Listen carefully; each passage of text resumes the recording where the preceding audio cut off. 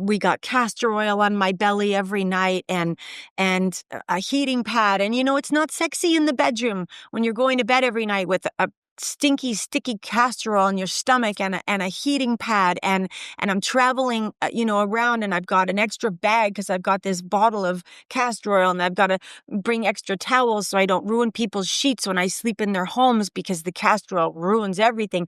It's been a journey that I've been on, and I just so grateful for this day that I'm alive, that I get to be with you. And you wake up in the morning, and I just learned this from one of my Chinese mentors, Dr. Daniel, thank you. And he said, you wake up in the morning and knock on the floor. And if the knock is on the floor and not on a coffin, it's a good day. Oh my God. Real women, real lives, real stories. This is the Ladies in Power podcast. Unfiltered, unscripted, and refreshingly authentic. We're not holding back, and maybe after this, neither will you. Let's go. Welcome to the Ladies in Power podcast. We are so excited to share with you some stories today. I know that I am going to get vulnerable with a very powerful share, and I'm hoping that my fellow Ladies in Power will as well. And we invite you to think about a story in your life that maybe you haven't thought about for a long time. There is usually a moment, though, that defines a strength in us. And I'm going to share that moment for me. Before you do, Yes. who are we? Oh, my name is Meeka Caissie. I'm Sandeep Bhatha. I'm Dr. Soraya. I'm Gurvinder Dhol. Thank you. You're welcome. Oh my goodness. I was sitting in the gynecologist's office, and I remember looking around at all of the structures in there, the pelvis, the cervix, the ovaries, the pictures on the walls, the sterile paint, and the big wooden door just waiting for her to come in. And I was sitting actually with my mom, who flew out from Toronto to be with me at this doctor's appointment, because I had been diagnosed with multiple cysts on my ovaries. Some were calling them tumors, some were calling them cysts. They were hemorrhagic cysts, which were filled with blood. They were complex. And I had been navigating this for many years, not really knowing what was happening. And the gynecologist came into the office, and she had read the MRI results. She had read the ultrasound results. And she said, Meeka, we're going to recommend a complete hysterectomy. And I mean, it's one thing to, I guess, be diagnosed with a cyst. It's another thing to have an expert tell you that they want to take all of your feminine parts. And I mean, being a woman who was unable to conceive and have a child, this just seemed like a whole other level of taking away my femininity, like anything in my body that was of a woman. Talk about identity crisis. So she left the room, and my mom said, let's go. And we said we would think, give this some thought and digest what she had just shared. And I will share with you that I had had 2 MRIs and at this time, probably 4 or 5 ultrasounds.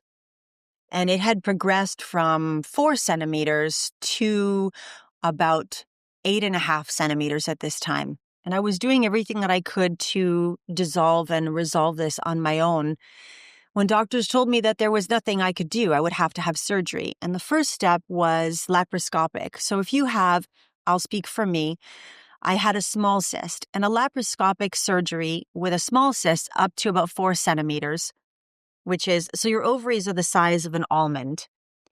And 4 centimeters is larger than an almond. And so they're wanting to take that out because there's a chance that my ovary could rupture or twist and I could die instantly, ultimately. There was the fear of death. I had been navigating this for several years and hoping that with diet, it would shrink. With eliminating alcohol, it would shrink. With doing meditation, it would shrink. And every time I would do these tests and it didn't shrink, it continued to grow. And so this was kind of the last chance for me. I had been to the United States to see a doctor. I had seen a world-renowned traditional Chinese medicine doctor who told me the same thing. Meeka, there's nothing I can do. And people like billionaires have flown their family members to this guy in Vancouver. Wow. And he said to me, you should have a hysterectomy. So it started with let me backtrack because I lost myself a little. I told you I'm getting vulnerable. And I'm sharing this for whatever reason you need to hear it or somebody you love needs to hear it. And there was a moment that changed everything. And it was that woman coming into the office and telling me that I needed this hysterectomy. So I had passed the point where I could do laparoscopic surgery.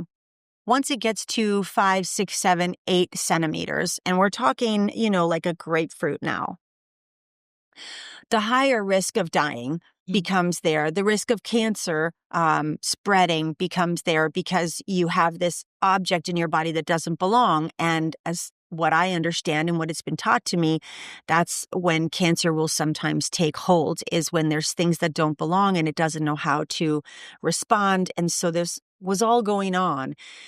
And I actually spoke to this man who is also world-renowned. I mean, I was so committed to finding a solution and not taking my ovaries out, because it really just started with getting my ovaries out. And then it was having this full-on surgery where they open me up and I have this massive scar and they pull everything out because they couldn't do it laparoscopically anymore. It had gotten too big. And I'm like, can't you just put a needle in and drain it? Can't you this? Can't you that? Like I had so many, and I'm using ChatGPT. I hired a doctor in India, a gynecologist in India, and I was using some Ayurvedic herbs. I had done the traditional Chinese route. He told me I should get it. I spoke to 2 gynecologists in the United States that I paid for. Both of them told me I had to get the hysterectomy, that I was putting my life in danger every day. I shouldn't get on a plane. I mean, I traveled all over. I went to Europe. I went to Hong Kong. I went to the United States many times. I just had a knowing that I was going to be okay. I can't explain it.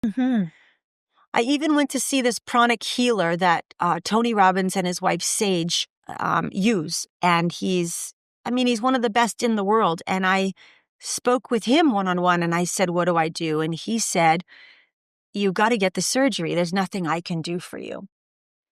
So all these people of all these different areas, and my mom and my husband, both of them said, Meeka, you've believed in yourself from the very beginning.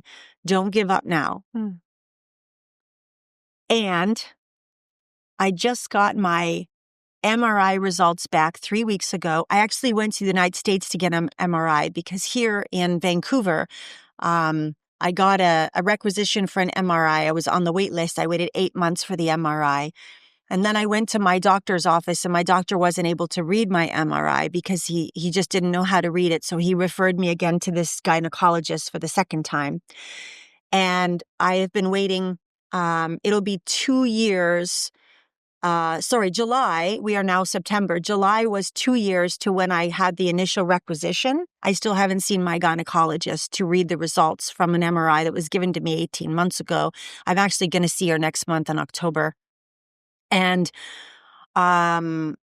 so I went to the United States and I hired a doctor. I paid cash for a doctor and then I paid cash for an MRI. And it's a Tesla 3 MRI, which is supposedly one of the best MRIs available in the world right now. And my ovaries are clear. What? What? I can't believe that. So what did it? 10.5 centimeters Wow. Wow, that's crazy. Clear. What did it? Gone. Oh, wow. I keep my body. I keep my ovaries. I keep everything. I defied everybody.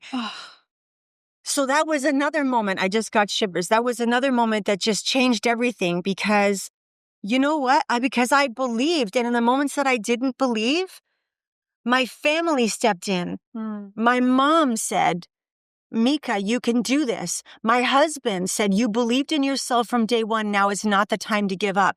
I've been threatened with my life by people who, experts that want the best for me. I'm not being threatened by my life by a criminal. I'm being, and so I really,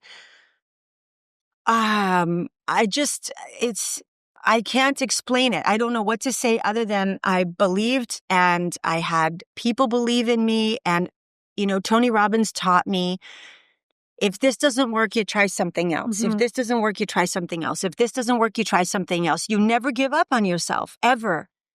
And that's what I did. I have, you're welcome to hit me up if you want to know all the things that I tried. I am not 100% sure what worked. I do have some ideas. And all I know is that the woman that sits here today has, That's crazy. has like I don't know what fruit this is, but it's about this big, is no longer in my body. And there were more than one on both ovaries. Both of my ovaries are completely clear. I've seen the results. So I have the before and I have the after. And we got to celebrate that. Yeah. Let's take a minute and celebrate that story. Yeah. What an 100%. outcome. Yeah. That is, And you're right. It wasn't just one thing because the whole body needs to recalibrate. So one thing's working here and another thing's working here and what you're placing in is working here. And it's just the beautiful harmony of everything you did allowed you to be free. yeah, Love thank it. you. Love it. Oh, And that's amazing. thank you. That And is amazing. I still am processing. I as a doctor, as somebody who believes in science, it is a mind twist because it's not just traditional medicine you seek. You talk to Chinese medicine, you talk to a person in India. Ayurvedic. So Ayurvedic medicine, Chinese medicine, traditional medicine. Pranic healer. Pranic healer. Yeah, I mean, to me, it would have been, okay, give up. At this point, don't put your life in danger because if one modality, I get it, one modality doesn't get you the answer, but you looked at it all. You looked at it all and it just amazes me. I don't know how you did that.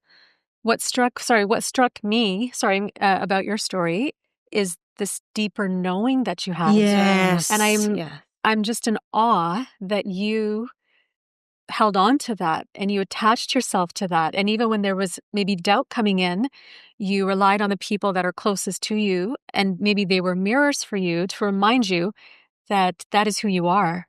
But for me, that's what really stood out is you knew inside of you that everything's going to be okay. And now I want to hear more from you. I want to hear, what has this led to for yourself? Like what shifted? Maybe you have more to add to your story, so let's let you continue. Yeah. But there's so many beautiful questions coming up from this story. Thank you for sharing. Thank you. Well, two things. So one, I'm wearing this big jacket because this was my nanny's. This was my mom's mom. And she died way too young of cancer. And so did my grandfather shortly after. And so did my other grandfather. And so did my other grandmother. And so did my other grandfather because I'm blessed to have two dads. And so did my favorite aunt in her 40s. They all died of cancer.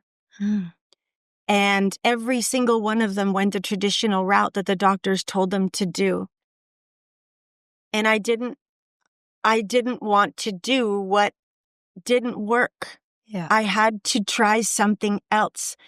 So this jacket is a reminder to me, and I feel like my grandparents all sacrificed their lives through the medical system. And please, I am not telling anybody not to listen to your doctor. I am not telling anybody that the medical system doesn't work. I'm not telling anybody anything. This is my story, my beliefs, my experience, my life on the line decision. And we all get to make the decision for our own lives. And that was mine.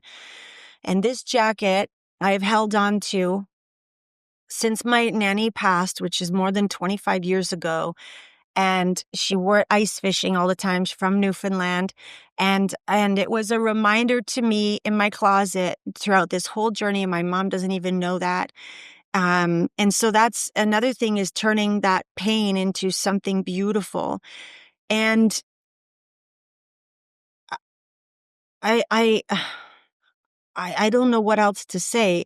Tony Robbins has a tumor in his pituitary gland, and the doctors told him that he will die if he doesn't take it out. And, he said the butcher wants to butcher. The butcher wanted to cut it out. The baker wants to bake. The doctor, and Tony Robbins has the resources to have the best in the world for his health. And the best in the world of surgeons wanted to cut it out. The best in the world for herbs and medicines wanted to drug him. The best in the world in every field wanted to do something to him to save his life. And he made the decision that he would live with it. He made the decision that he would navigate this in his mind and everything would be okay. And he is a current role model and inspiration, where he was faced with death, but his mission is so much bigger than this threat of death. And I believe my mission is too. I believe that I didn't get to have kids because I have this mission, whether it's with you ladies and Ladies in Power, or it's the women in my mastermind, or it's the messages that I have to give you right now. There's so much more. And, so thank you for listening. Thank you, Mom, for believing in me, for never giving up on me.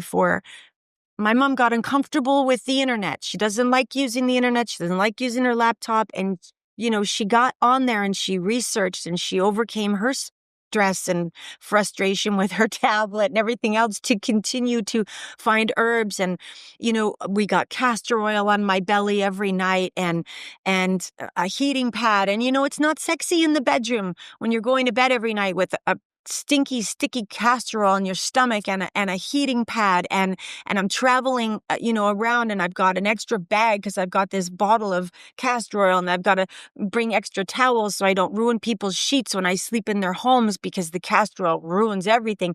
It's been a journey that I've been on, and I just so grateful for this day that I'm alive, that I get to be with you.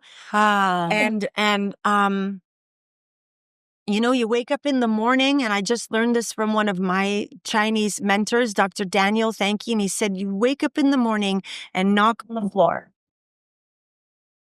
And if the knock is on the floor and not on a coffin, it's a good day. Oh my God. So I get to live every day like my last. Oh, beautiful. And beautiful. Yeah. So thank you. That's my story for today. Thank you, Nanny, for the jacket. Wow. And now it might make a little noise. Yeah. And I'm going to put on my nice little outfit underneath my nanny's jacket. Crazy. Let's give you a hand to take that off. Gosh. Oh. Thank you, Nana, for the loan of the jacket. That was very nice. The loan of life. It's crazy, Meeka. I don't know if I would have been able to do that. I just hang out as far as you did and have such belief. I that's incredible.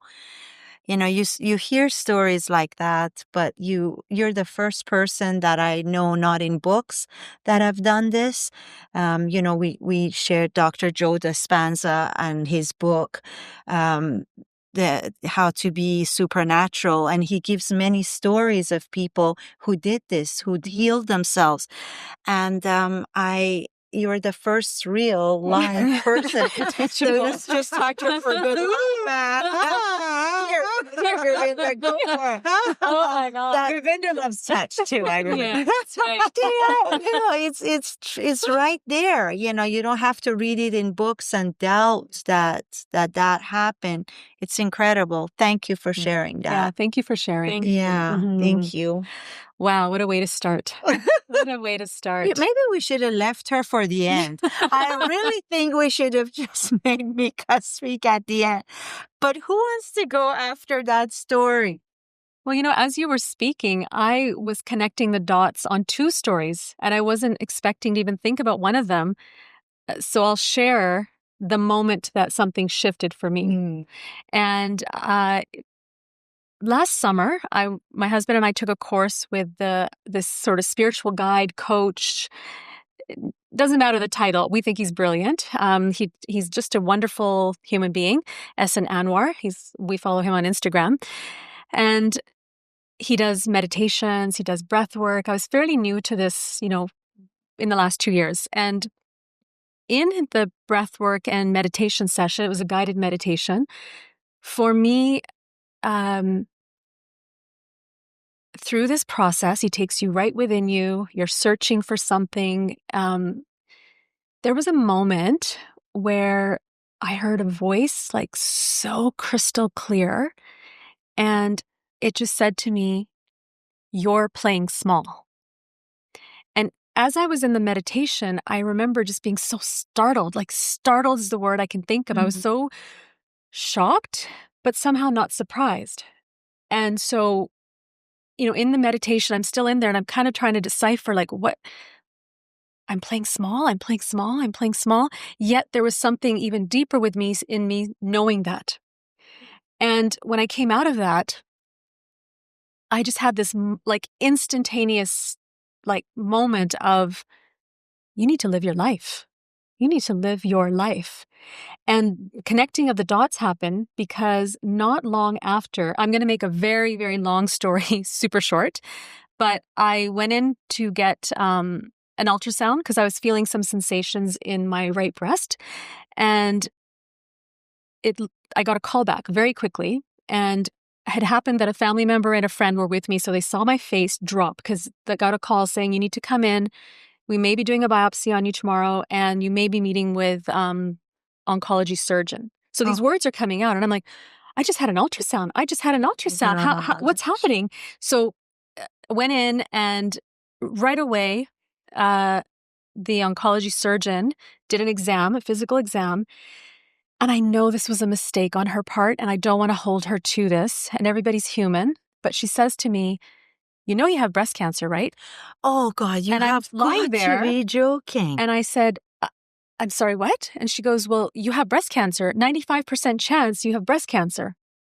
And I'm like, 95%? And my whole being is just like, you can imagine, like just everything in my body is just like, oh my what? God.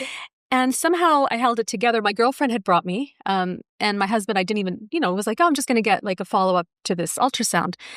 And, a couple of people are checking in now with phone calls, and I come out before that, she wanted to book a surgery. Like right away, she was like, we need to, we'll get this out. We'll do a surgery. Goodness. And I actually, in that moment, I said, I'm so sorry. You need to stop. This needs to be about the patient. I'm the patient, and I need a minute to process what you've just told me. And as I'm saying it, I'm saying, good for you. Good for you. Like you need to, take care of yourself. Anyway, so they were, running around trying to get someone who might be able to do the biopsy. And I got a mammogram that day. I had a chest x-ray that day. A lot of things happened very quickly. And in the course, again, I'm going to make this story very, very short. It ends very well. So 3.5 hours later, I'm in the room. They found a radiologist who can come in that day because we were about to go on a trip to Africa. And even in the time of, 95% cancer, we're still going to go to Africa. Of course and while I'm in Africa, I'm going to meditate. I'm going to be in nature. I'm going to be around these big, beautiful animals.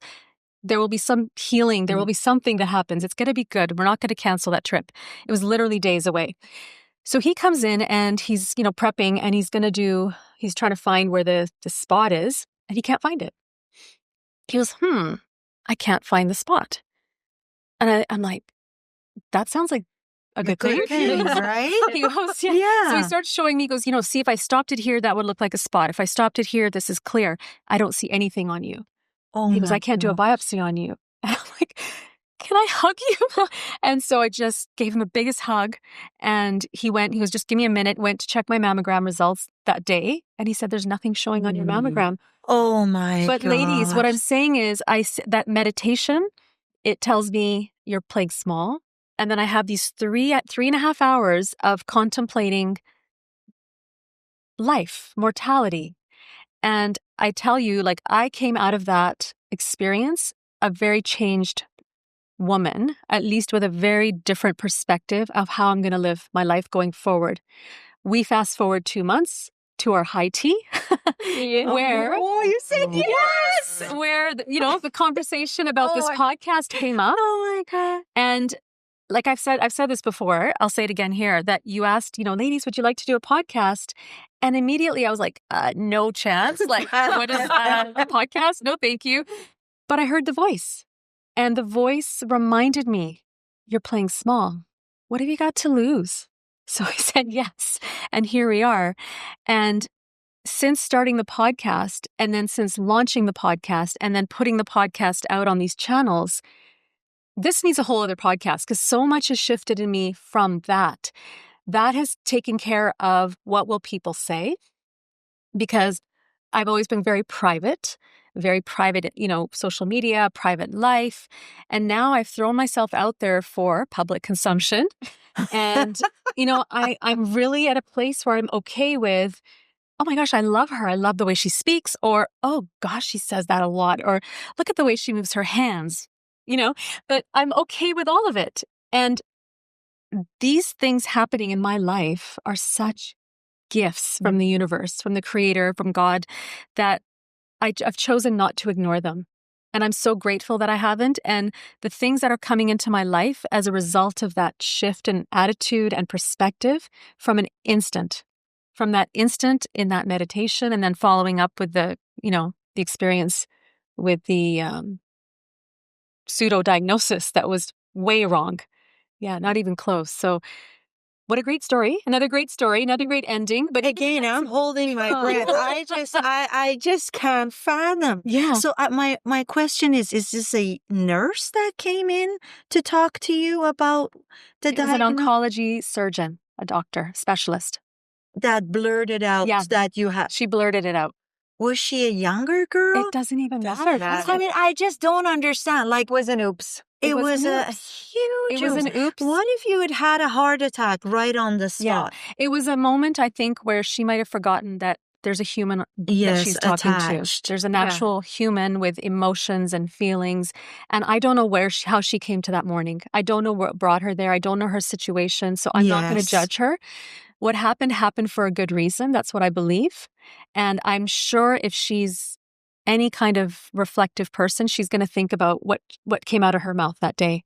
And any chance your x-rays were probably shuffled and she was looking at the wrong patient? No, I think what happened is, and this happens, and I didn't know this, but it's a matter of pressing the button when you press it.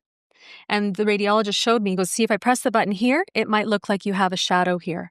If I press it here, it's all clear. If I press it here, it's all clear. So it just happened that the technician might have pressed it where it looked like there was some, which I'm so happy they followed up on. I wouldn't want that to be ignored.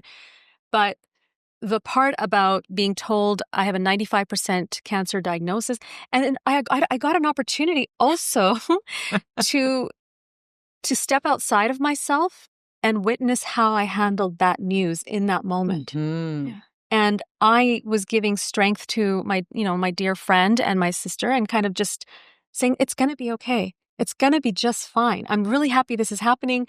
There's a reason for all of it. Maybe, whatever it is. And I'm in my mind, I'm like, what do I need to do differently?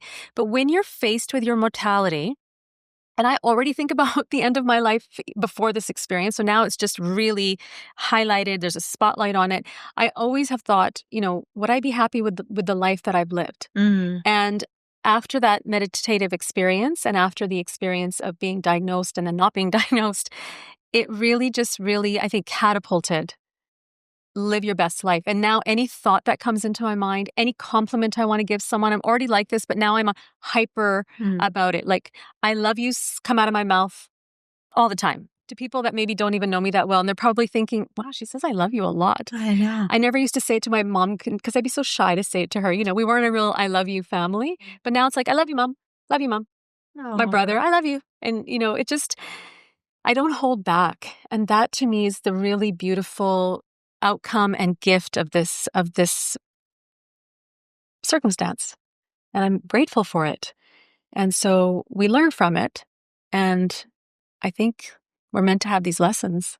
It's all divine. I love the way she talked to the doctor. Like, excuse me, can you give me a minute? Yeah. It's like, I love can we process Yeah. this? Wow. And can you please be mindful that there is a human being attached to the diagnosis It was you're actually a giving? moment it was a teachable moment to remind her, you don't get to talk about what you want to talk about. I know you're the Yes. doctor and you might think, she may or may not think there's a hierarchy here that, I have to listen to what she's saying. And I had to hold my own. And maybe that's what comes at this stage or age or confidence that I'm so sorry, but you don't get to do that. Yeah. I need to process. And if I'd known this is what I was going to hear, I would have called my husband. He would have joined me. Yes. He's calling, he's going to call me and I'm going to share this over the phone. It's very different. So I was really proud of myself too. I was really proud of myself. And I just sat there and I closed my eyes and I took several deep breaths. And I know the people in that room probably witnessed something they don't witness very often. 100%. And I know she felt remorse because the nurse that came after expressed that to me. She said the doctor is aware that she didn't handle that very well. And I affirmed her. I said, I agree. I really do. And she says she's saying that if you'd like to see a different surgeon, I said, I don't know that yet. I don't even want to go to that point yet. I have a few other things to sort out. But you see, at that point, she's still assuming that her diagnosis is right. Yes. Right. If she wants to see another surgeon, Exactly. we are so trained as professionals to think it's black and white. Yeah. And I think the medical system has to realize it is not black and white, that people have autonomy over their bodies. Yes, she may have said to you, I handled that wrong, but inside she's like, I know she has it. We're just going to give her another She didn't surgeon. say it. It was a nurse that was in the room with her that said it. That doctor never came to me again to say anything. Good. She should be in her little room doing one of those me culpas, like Christian priests do when they make a but mistake. she's human. She's human. And I really hope, like I said, that she learned something from this experience. Maybe it was meant for her to also be on the other side of that experience, to take something away that, wow, maybe next time I should wait for a biopsy. I should wait for further testing to really, ensure that this is the actual diagnosis. But my point is, at this century, with this experience we've had and the books that are coming out, number one, she should have said absolutely nothing. Let's just wait. Even if everything came at her with, 100%, this is a tumor, and if we don't operate in the next hour, she's going to die. Even if everything pointed to that, she would have still had to say, there is a lot of literature that point to people's self-healing. That option is there. I am not God. I only have one way of telling you how to handle this. And I don't want you to lose hope. Something in that, in those kind of words that say her words are not final. It's just one diagnosis, sort of what Meeka shared, But everybody just wants to prove what they're saying is the ultimate truth that I have an issue with. It isn't. I mean, in this case, it was a absolute misdiagnosis. But in Meeka's case, it wasn't. Somehow her body, her mindset, I don't know what she did, but it self-healed itself, which is coming through as more and more being the case for people who work on themselves. I think also that, if I can. Yes, please. To think is to create. Yes. Right? What we focus on grows, where attention goes, energy flows. And like you said, they're not God. Yes. Nobody is God. And we hear time and time and time again that if a doctor gives a diagnosis of X amount of months to live, they die within 2 weeks of that diagnosis. Whereas if people are never told, if there's a family member that bans them, like Joseph McClendon III and his mother, and said, if you ever tell my mother, you will not tell my mother, you are not God, you don't get to tell my mother how long she has to live.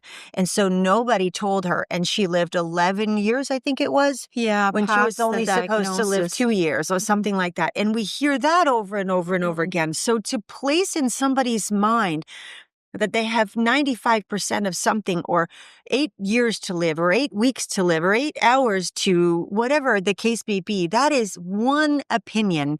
And like belly buttons and assholes, we all have one. But it doesn't mean that it's the law. It doesn't mean that it's the rule. We are not God. And that's why I've been so protective of my space and sharing with people what my diagnosis was, because most people, in my experience, are in the frame of mind of believing what the doctors say. And, doctors have a role, in my opinion. If you break your arm, if you're having a heart attack, if you need stitches, then you need a doctor right away. I don't know that everything else has yet proven itself to be successful when a doctor gets involved. And that was my case. I'm so grateful that you, what an incredible, and for you to turn that pain into a victory by saying this happened for me and not to me in so many words. Immediately. Oh my Immediately. God. And I thought, now when I was listening to your story, to just here today, I connected more dots and I thought, wow, that happened. And then that happened. So this feeling of be bigger, live bolder, say yes, it just strengthens that resolve, to keep forging along on the path that I'm actually on right now. I really feel proud that whatever comes my way and lights me up, I say yes. I say yes because I don't want to be at the end of my life. And I've said this so many times. I know it's a repeat right now, but I don't want to say, wish I'd done that. Why didn't I say yes? So it just, I think, really put that resolve in. And now being out there on Spotify and Apple Podcasts and where are we, YouTube, I'm out there. And I can tell you, I never in a million years would have thought that you could Google my name and probably something will come up. Like that used to freak me out. I don't want to be known. I just want to stay here. But I also know the source of that story. And if we have time, maybe I'll share that with you. But it's beautiful. It's just beautiful to live a little more fearlessly and live for myself. And really, there's so many shifts that have happened to get here. But let's give some more time to our other two lovelies here. I just want to interject and say, look, we love doctors. We really do. Yes, they do so much. And maybe I was really harsh saying she should have gone to the back room and said, mi culpa. At the end of the day, they're doing their best. Yes, I think absolutely. it's the medical institute is what I have a problem against. Because I know that I have many friends that are doctors and they go out there every day and do the best with the very limited money that the government gives them and the pressures that they're under and the regulations they have to deal with. It is a really tough life. And we love you guys. God bless you, nurses, surgeons, everyone. But the education system and what has made these doctors come out as black and white, that's what I had a problem with. Yeah, I have many, many doctor friends, and I have to agree with you. Yes. I can't think of one of them that is not in the profession for the right reasons. Because they love it. They have huge hearts. They're there to help people. They're constantly doing continuing education, attending conferences, seminars. They're leaders in the community. So to all of our, doctors in the community, healthcare members, we love you. We do love you. And we know how hard it is, the work that you do. Yeah. It's good to say that because we don't want to give the impression that, yes. Yeah. It's, one or two people. And I really believe in my case, the doctor that I was with, I think she got to learn something as well. And if she reflects on it, perhaps she will say, there was a day when everything shifted for me. For me as well. Maybe that will come to her. I pray for that for her. But for me, it wasn't. It had a good ending, but I think either way, it was going to have a good ending, is what I believe. So I'm not. I don't think. But it's just amazing. It's just an amazing 3.5 hours. It was a miracle that happened, and to experience both was pretty cool. That's crazy. Well, I'm really glad that everything worked out. Yeah, thank you. That's amazing. Thank you. Amen. Thank God. Well, I'm going to shift away, if I may, away from medical because I didn't have, that is huge. So is it okay if I go? Yes, 100%, please. So my shift wasn't I think it is in the same lines of expectation and what we expect and our thoughts really make us. I did share that I was born in Iran, and when I was about 10 years old, I went to a boarding school in England, and I went because I wanted to, not because my parents made me. And those days, it was very prestigious to send your children to either France or to England or to Austria to go to really good universities and then come back to Iran and contribute to the environment and to the government. So off I went to a British boarding school, knowing very little about the British system and very little English. I mean, I had taken English in a Persian school, and it was like, hello, how are you? I'm hungry. But it wasn't to study math, physics, biology, or any of that. So I'm very confident. There I go, off I go. And my math was incredible. So I was put in one grade, and but my English wasn't very good. So as the teachers are speaking, if they're explaining, it takes me twice as long to go home and just word by word find out what it is that they're saying. So I wasn't catching on. They were talking to me and they were very unkind. It was like, are you stupid? Like, this was literally the education system, like right in your face. She's dumb. She's not going to get it. And 3 months into the boarding school, they demote me. Like, they actually bring me from a higher class to a lower class. And they say, oh, this child couldn't make it. And they tell all my classmates that she's not smart. And that's why she's here with you. Dr. Clark, our headmaster, she's here because she could not handle the hard courses. So we're putting her in a class with less intelligent students, is what he said. So that was great. Now, every student in the class is assuming that I'm dumb, as are the teachers. And that wasn't as hurtful as the treatment you got. You know, the kids, I was probably one of the 2 foreign students in England. They called you aliens. I don't know why the word alien was so offensive, because you thought aliens, they didn't call you foreigners. Foreigners would have been good. But aliens is the word that the British used. And I remember we had assemblies. So the headmaster would get all the students together. And as an introduction, he said, you know, Mahsa is coming from Iran. That's a third world country, he said. And they still have camels. And I couldn't believe that a headmaster of a country like Britain would say that we had camels. And we're like, no, we didn't. We drove Mercedes. We had the highest, because it was during the time of the Shah and Iran was prospering. We had Queen Farah, which is one of the most beautiful women. Yeah. Her crown was made by Bulgari. Like, how ignorant do you have to be as a Brit to put everybody together as a third world country? Anyways, that kind of stuck. And my grades just kind of did this. And I thought, well, if I'm stupid, I might as well be stupid. And even though my parents were paying a lot of money, I didn't do well in my O-levels and A-levels. And I was getting bad marks. And he wrote a letter to my dad and said, I'm sorry, your child is just not smart. And he said, these were his words, Mahsa will never clean inside of a dental office, let alone be a doctor. So I said, fine. And I lived my best life. But one thing I did do, I got his favorite dog and I shaved him. I shaved that bloody dog at night when he wasn't looking. And for days, he was like flapping his wings. Who did it? I want to know who did it to my dog. I want it. I want it. Because then you would get a detention, right? And I'm like, oh, you know, I don't know, sir. Who could it be?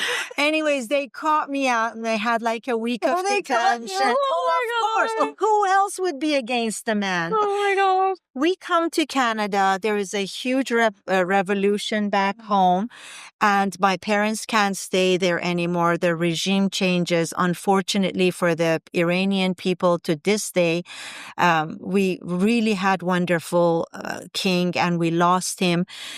We came to Canada, and I thought, wait a second, I have a new beginning.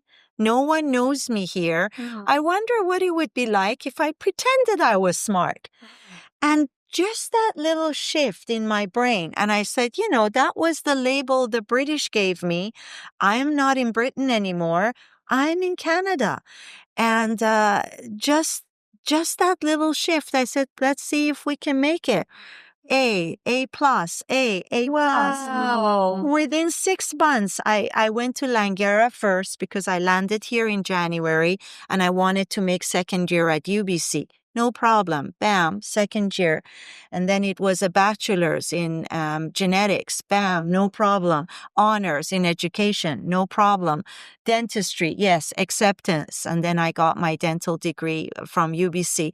And that little shift of believing in yourself, of going, what would happen if what people said wasn't true? Oh, gosh. And it's funny now. It was hard at the time. And I'm really glad that I did decide, for whatever reason, to tell myself that I didn't believe that anymore.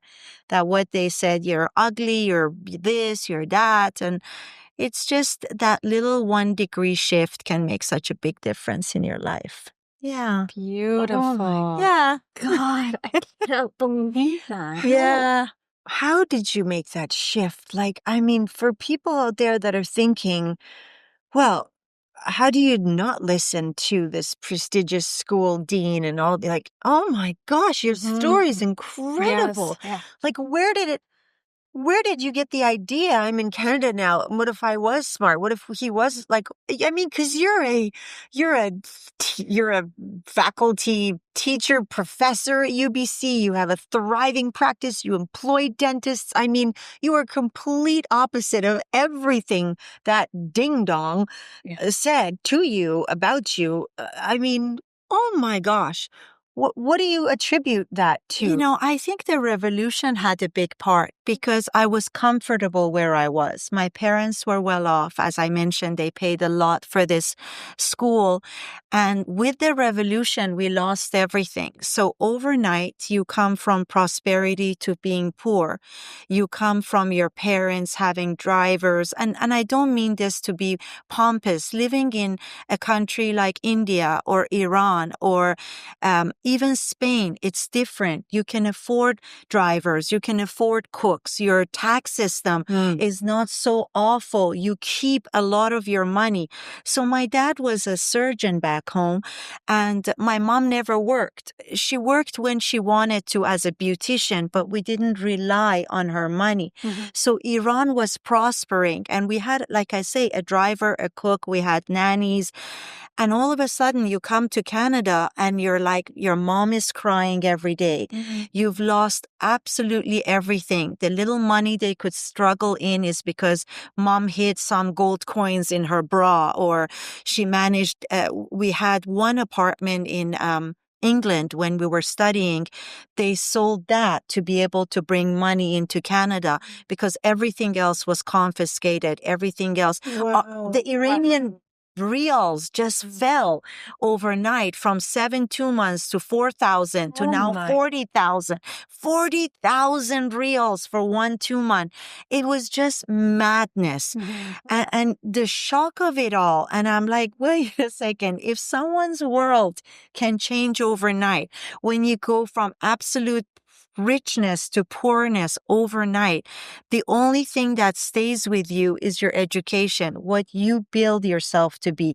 That's what they couldn't take away from my father because he studied over here. He had to pass his exams again. He became a dentist again.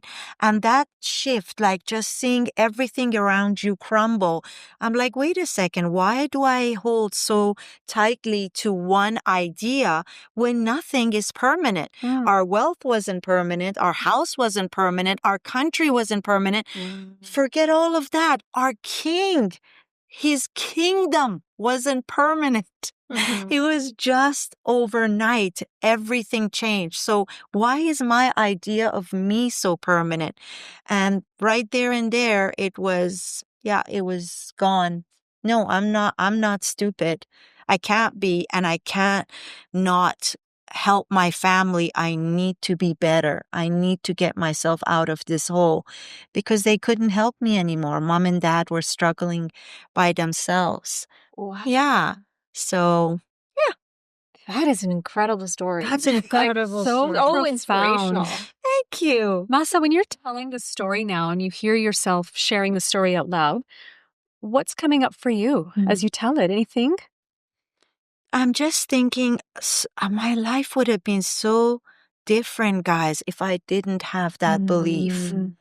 You know, I didn't want to be a victim. I did end up having the perfect life and creating it, but for myself, you know, and this is the one thing I tell my daughter, doesn't matter who you pick to marry. Like, she's at a stage in her life, she's dating someone. What do you think of him? What do you think of him? And it's like, it's not what you think of anyone else. It's what do you think of you, and build yourself first. And then people can come and go in your life. Situations can change. Kings can come and go. Hopefully governments can change. Oh, God. And at the end of the day, you will always come on top if you believe in yourself. Yeah. Amazing. Yeah. Yeah, I know. Oh my Welcome God. to my TED Talk. Exactly. That is Thank you, so guys. beautiful. So powerful. Yeah, it's good. It's good. It's good when you believe in yourself. And it's really good when you can self-heal yourself. I don't think I'm there yet. I mean, what I heard there was, wow. This is the beauty of women inspiring other women, right? Women do empower other women. We have the opportunity to do that with our stories.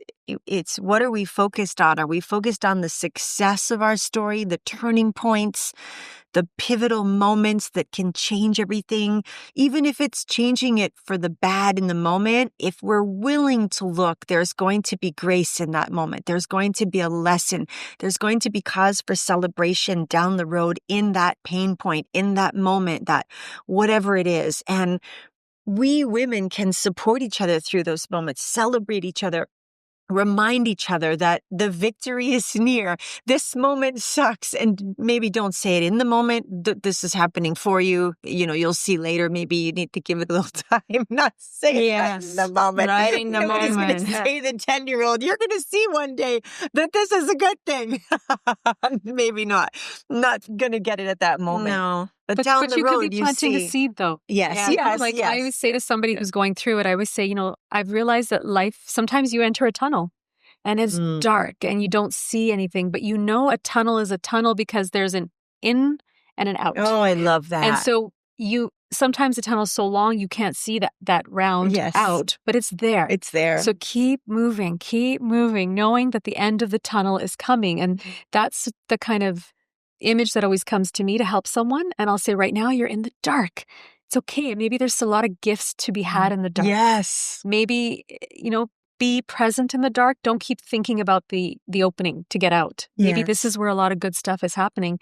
And you're right. In the moment, it may not be what they want to hear, but you know, there's always good to plant hope. Yeah. It's great to plant seeds of hope for someone when they're in the midst of something really challenging or difficult. I like the tunnel. And I think Marvin Peake, a shout out to Marvin, he wrote a book, Out of the Tunnel. And exactly. Oh, yeah, Right. that's right. Yes. Exactly yes, that yeah. image. Yeah. Wow. So let's hear yours. So mine is a little different. It's it had to do with a concert. So my youngest sister and I were attending a concert. It was a Sade concert back in Toronto. We were super excited, and before Sade came out, India Ari came out. And sorry, just to give a little bit of a backdrop. I had a lot of abandonment in my life. Lots of it. And so the one thing that I always wanted was, I'm like, I just want to find someone to love and someone who loves me. And so before going to bed, this is crazy, but I just used to picture a hand, someone with me. I didn't have a picture of his face, but I just knew that there was someone out there, my soulmate, just for me. So my sister and I went to the Sade concert, huge Sade fans. We absolutely adored her, looking forward to seeing her. And then India Ari showed up, and she was the opening act. And India Ari sang this one song called Ready to Love. And she opened her mouth, and suddenly I was bursting in tears. Tears. I don't know where, I like shaking with tears, just bawling my eyes out as she sang this song. And I'm looking at my sister. My sister's like, what in the world? I don't know. I'm just bawling, listening to her sound. But there was something in her voice and something in that song that said, your time is near.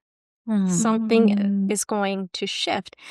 And I finished bawling. We listened to her finish her act, listened to Sade, and that stayed with me. I'm like, my life is about to change. And I didn't know what, when, and how. I just knew that that song spoke to me, and it was called Ready for Love.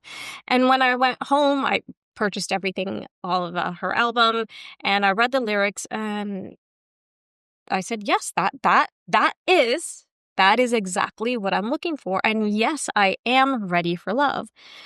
And then I moved to Toronto. Then 9/11 happened. And 10 days later, I met my husband. Oh, where did you meet him? I met him at a club.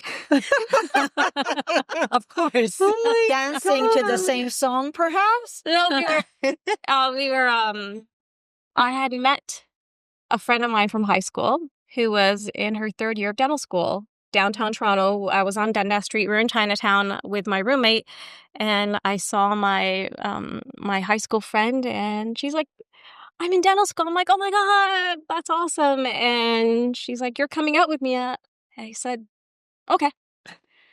9/11 happened. I'm watching the concert, that big concert that was happening on TV. And I called Jamaica up and I said, I am not coming out, not in the mood. Wow. 9/11 just happened. And she's like, get your clothes on. You're coming. I'm like, okay. Oh my God. On the cab ride there to the club, she's like, by the way, you're going to meet someone. I'm like, what do you mean? She's like, he's my professor. Oh, no way. Oh my God. He's my professor. I'm like, how old is he? She's like, he's our age. Okay. And I'm like, I didn't get ready to meet someone. She's like, no, you look fine. We walk in and I meet him and he looks at me. I look at him and I'm like, okay, I need to get to know this man. Oh, because you're ready for love. And it changed me so completely because I had been wanting this. I had been searching. I had cleaned all my antennas. I had cleaned all my love antennas, and I had set them all up. And I knew exactly what I wanted. I knew exactly what I wanted, and here he was. And the kicker is he did not want to go out that night either. Oh, wow. His students, he was teaching ortho. He was in his second year of doing his second year master's in orthodontics. And Braces. and his students forced him to come out. So one of his students and my friend got us together. That's crazy. So neither of us wanted to come out that night. And we were forced to meet each other, and neither of us wanted to. Yeah, we were. So when the song came out, your sister wasn't crying. It was just you. It was just me. So it was something she said, or was it just the tone of her voice, the resonance? It was everything. It was everything. In one of her lyrics is, "Are you ready for love? Are you waiting for me? Have I done this? Have I done that? What is it that I need to do?" And her lyrics just opened something in me and burst apart. And tears came down because I could feel that I was so, so close. Oh, wow. And when I met him, like at one point he had grabbed my hand and I'm like, ding, ding. I'm like, did anyone else hear those bells ring? Because I was looking around and nobody heard the bell ring, and I heard the bells ring. That's crazy. And Dr. Wally, you lucky man. Those bells were ringing.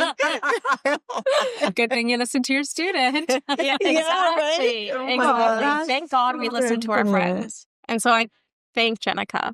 Thank you, Jenica, for forcing me to come out that night. Wait, what is cleaning the love antennas? I wanted to hear that too. So when I see clients, I let them know that we have internal antennas. We have frequencies that we give off. Oh yeah. And sometimes our frequencies are shut down, and sometimes they are completely open. And when you do EFT, you do Qigong, you do the meditations, you are cleaning all of your antennas or your frequencies and allowing them to radiate up. Once they're up, they are up and aware, and they're like, okay, who's at the same frequency as me? Who is it? Where are you? Where are you? And they light up and they make that beautiful connection. And so I'm always letting clients know, let's clean them. Let's make them sparkly. Let's allow them to peek up and shine so you attract exactly Who you want. And you've cleaned everything out from yourself. And so you're radiating that out.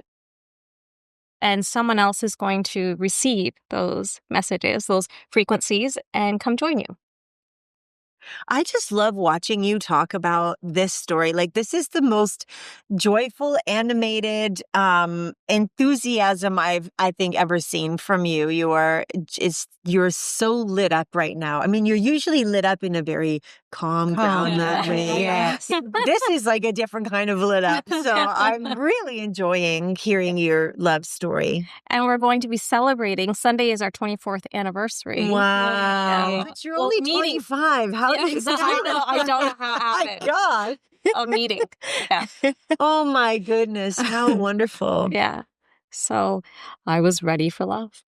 Wow. 24 years ago. Amazing how one song affects somebody so deeply while everybody else just sits there and it's not affected in the same way. Yeah. I want to clean my antenna. After this, I'm going to call Gurvinder and I'm going to be like putting my antennas up too. Oh, we're cleaning them right after this podcast. Anytime, guys. Anytime. Happy to do it. Sounds... Wait, and Alex got something to worry about here? No, I'm at a stage of my life that I want to attract a different kind of business. Okay. So when I retire, yeah. Or if another man, we'll always keep Alex on the side. He can always be the sidekick. There's no way you're ever going to entertain Alex, I'm sorry. That was cancel. Please cut that out. There's no way. Any of that. No, just cancel. Cancel me. I'm saying she's goo goo gaga over her, Alex. There's no room for anybody else in this woman's heart. No, I was actually thinking of supporting him in his old age. He was never going to go away. If I could find myself a sugar daddy, I could support him when he retired. Oh, my God. Sorry, we're going off topic. Oh, my God. This will be the next pivotal moment that we talk about in a future podcast. Oh, my God. Do you remember that moment when? How to support your aging spouse. Applications for sugar daddies start coming in. My face hurts smiling. Like, I agree. Well, I'm glad we could end this on a positive note.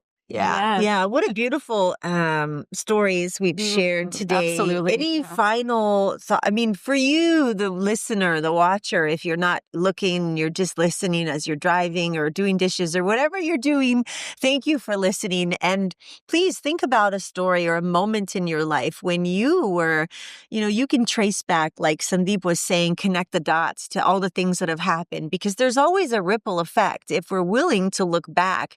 And usually we can find a pain moment or a joy moment that creates that ripple. And so we're curious to see if you're willing to share some of your stories with us on whatever forum that you watch us. There's always an opportunity to write something in, and we'd love to hear from you what one story is that you have, or two stories, or something that you'd like us to share about or expand on. And if you have any questions for any of us from our story, you can always reach us through the Spotify or Apple Podcast or YouTube. We're always checking to see, is anybody reading anything? So please write something and let us know if you want to connect with us. We're happy to connect with you and share more. I do want to share one piece about my story, because I believe, first and foremost, my husband and my mom supporting me throughout, not believing in myself in those moments, for sure. I wouldn't have gotten through it without them. And the Tony Robbins, never giving up, always, if this doesn't work, try something else. If this doesn't work, try something else. My nanny, and looking at all the people that I've loved and how they've passed away, and thinking, you know what they did didn't work. I want to do something different, because they all followed the system. And like was shared here, we love the doctors. Absolutely. Sometimes, sometimes there's education beyond education. And then there's also Dr. Joe Dispenza, who had a big part in my healing journey. I believe I did go to Cancun to the 10-day retreat, and he taught me how to go within and how to see things as they are, and then see them as I want them. And there's a swish technique. There's a lot of different things that you can learn through Dr. Joe Dispenza, the art of not being yourself, or art of being supernatural. The art of being supernatural, and breaking the habit of being yourself is another one. Yeah, a couple of great books, because I did have to break the habit of being myself. I had to break the habit of believing that I needed medical intervention for this, and I did break that habit. So, if there's anything else that anybody wanted to add on their story, a little piece of wrap it up, or... I just really enjoyed all the stories. And for me, I process after I leave. And so, and then when I listen, I'm always like, that was such a great story. For me, I think I've said it. I think I've said my wrap up, which is just live your biggest life. And let's not be afraid of what people think about us, because we're all here in our unique element. And if we don't shine that unique element, the world misses out. And so if that was the case, I would not be sitting here, and you'd be missing out on your today. That. So just be bold, live your biggest life. We're here to cheer you on, and we're here to, be your cheerleader. So that's my wrap up. Beautiful. And I guess my wrap up would be, doubt will creep in. It's not always going to be an easy road. And then maybe a friend or a story or something you read is going to remind you that you got this, and believe in yourself. Love that. And mine is love you first. Like truly love you first. Oh, I love that. When you love you first, everything else falls into place, but others love you like you love you first. Yeah. So choose you. Always choose you first. And because I knew who I was and I loved me, I found that in my spouse. Yay! Wonderful. We love that. Yeah. All right. Okay. All right, everybody. Well, we will see you next time.